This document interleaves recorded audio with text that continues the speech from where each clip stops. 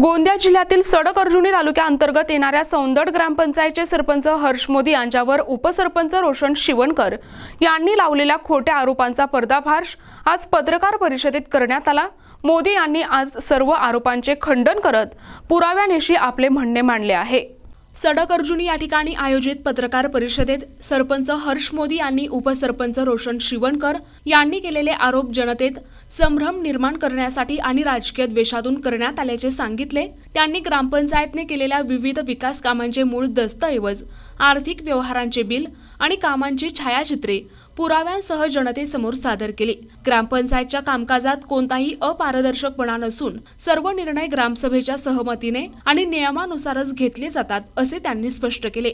या पत्रकार परिषदेमुळे रोशन शिवणकर यांचे आरोप बिनबुडाचे असून त्यांचा हेतू केवळ राजकीय लाभ मिळवण्याचा आहे असे हर्ष मोदी यांनी म्हटले।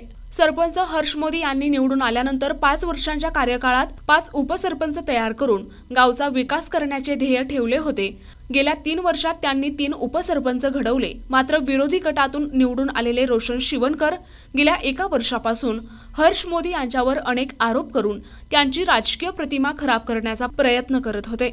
अखेर हर्ष मोदी यांनी रोशन शिवणकर यांनी लावलेल्या प्रत्येक आरोपाचे पुरावे सादर करून त्याचे खंडन केले। तसेच रोशन शिवणकर यांच्यावर मानहानीचा दावा दाखल करणार असल्याचेही त्यांनी पत्रकार परिषदेत जाहीर केले। सरपंचाने केलेले सर्व आरोप हे खोटे असून माझ्यावर राजकीय देशभावनेने लावलेले आरोप आहेत। मी भारतात पहिला व्यक्ती होता जो 5 वर्षाचे 5 उपसरपंच बनवण्याचा संकल्प केला होता। 2 वर्ष आमचे पॅनलचे सरपंच उपसरपंच झाले।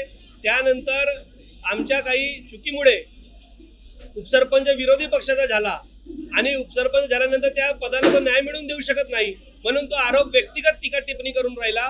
कुठल्याही लोकांच्या फायद्याचा न करता व्यक्तिगत मुद्द्यावर तो टीका टिप्पणी करून राहिला। आपण त्याच्या विरोधात 2 वेळा मानहानीचा दावा केलेला आहे।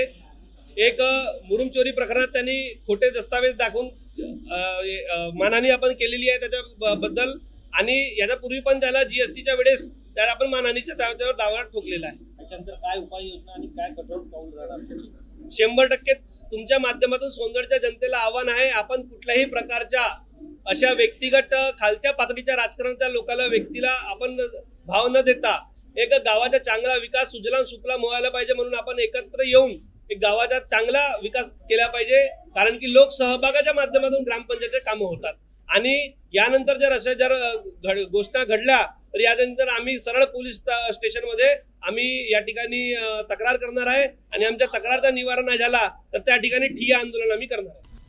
प्रतिनिधी राधाकिशन चुटे, NTV न्यूज मराठी, गोंदिया।